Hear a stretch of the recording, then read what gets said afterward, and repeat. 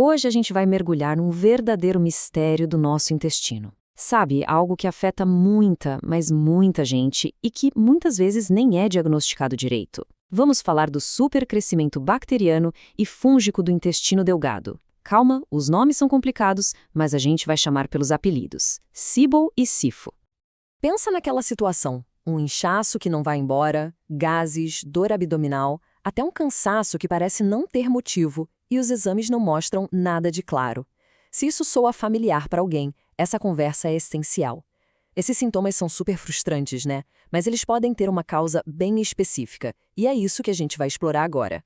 Para a gente entender o problema, primeiro a gente precisa saber como é o normal, o ideal. O intestino saudável vive num estado que a gente chama de eubiose. Imagina só, é como se fosse uma cidade super organizada e cheia de vida dentro da gente, com trilhões de micro-organismos vivendo em total harmonia, todos trabalhando juntos para a nossa saúde. E aqui, o contraste fica bem claro. De um lado, na eubiose, os micróbios do bem, os simbióticos estão no comando. Tudo funciona direitinho. Mas, quando essa balança desequilibra, a gente entra na disbiose. Aí os micróbios que podem causar problemas aumentam, gerando inflamação e, adivinha, todos aqueles sintomas digestivos bem chatos. É nesse cenário que o caos começa. Bom, com o cenário de desequilíbrio apresentado, vamos agora conhecer formalmente os nossos dois principais suspeitos desse mistério intestinal. Os nomes deles são SIBO e SIFO. Vamos começar com a SIBO. O problema aqui não é ter bactéria. Claro que não. A questão toda é a quantidade e, principalmente, o lugar. É quando um número excessivo de bactérias, muitas delas que deveriam estar lá no intestino grosso, resolvem fazer a festa e se multiplicar onde não deviam, no intestino delgado. E aí a gente tem a SIFO. A lógica é bem parecida, só que o vilão da história é outro. Aqui, o problema é um crescimento exagerado de fungos no intestino delgado. E olha que interessante. Em mais de 97% das vezes, o culpado é um fungo bem famoso, a Cândida. E é aqui que mora o grande desafio. Olha só, SIBO é causada por bactérias, SIFO por fungos. Os dois acontecem no mesmo lugar, no intestino delgado. Mas o ponto-chave que complica tudo é que os sintomas são praticamente idênticos. Isso transforma o diagnóstico num verdadeiro quebra-cabeça. Tá, mas aí vem a pergunta: por que isso acontece? Por que essas bactérias e fungos saem do controle? Vamos dar uma olhada em como as falhas nos nossos próprios sistemas de defesa abrem as portas para esses problemas. O nosso corpo é uma máquina incrível. Ele tem todo um sistema de defesa para manter os micróbios na linha, sabe? A acidez do estômago, o movimento constante dos intestinos, as secreções digestivas, barreiras físicas e até a nossa imunidade. Tudo isso trabalha junto para evitar esse tipo de supercrescimento. O problema começa quando essas defesas falham. Por exemplo, problemas na motilidade, no movimento do intestino causados por diabetes ou pelo uso de alguns remédios como opioides e até aqueles mais recentes para diabetes e perda de peso. Mudanças na estrutura do intestino por cirurgias, ou a perda das defesas químicas, como quando se usa muito remédio para a acidez do estômago. Tudo isso pode abrir caminho para o problema. Ok, já entendemos o porquê. Agora vamos para o como. Como é que se diagnostica isso e, o mais importante, como se trata de acordo com o que a ciência diz? O diagnóstico é bem complicado, porque como a gente viu, os sintomas são muito parecidos com várias outras coisas. Inchaço, gases, dor, intestino preso ou solto demais. Então, só pelos sintomas é muito difícil ter certeza.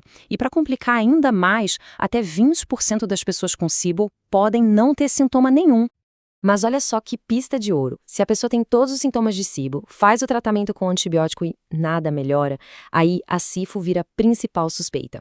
E tem mais, as duas podem acontecer juntas em quase 1/3 dos casos, o que deixa tudo ainda mais complexo.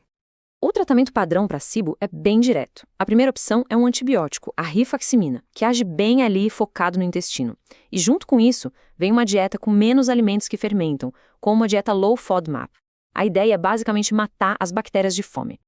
Já para SIBO, o alvo muda. Aqui a gente usa um antifúngico, o fluconazol, por umas 2 a 3 semanas.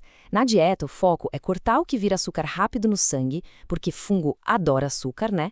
E um detalhe bem importante, a nistatina, que é um antifúngico conhecido, não é a melhor opção para tratar a SIBO, ok?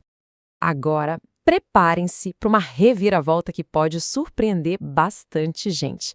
E ela envolve um dos suplementos mais famosos para a saúde intestinal, os probióticos. Na teoria, tudo faz sentido.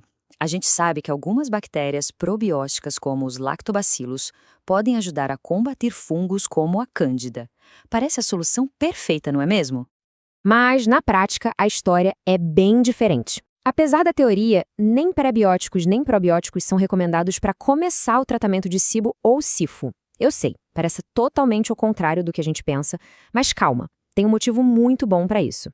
A lógica é até bem simples se a gente parar para pensar. Se o lugar já está superpovoado, colocar mais bactérias, os probióticos, ou dar mais comida para quem já está lá, os prebióticos, é como jogar gasolina no fogo.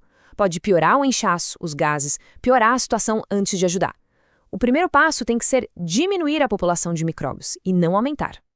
Certo, então o que a gente tira de mais importante de tudo isso? Primeiro, os fatores de risco para SIBO e SIFO são super parecidos. Segundo, se tem um problema digestivo que não melhora de jeito nenhum, vale a pena pensar nessas duas possibilidades. E a regrinha de ouro, tratamento para SIBO não funcionou, é hora de investigar a SIFO. E, talvez o mais fundamental, são condições reais que existem, mas que infelizmente acabam sendo esquecidas no dia a dia do consultório. E fica aqui a reflexão final. Será que um crescimento de micróbios no lugar errado não poderia ser aquela peça que faltava para montar o quebra-cabeça da saúde intestinal de tanta gente? Para quem vive buscando respostas para problemas digestivos crônicos, entender SIBO e SIFO é um passo gigantesco. A informação de qualidade é a melhor ferramenta para uma boa conversa com um profissional de saúde. Muito obrigada por acompanhar esta análise.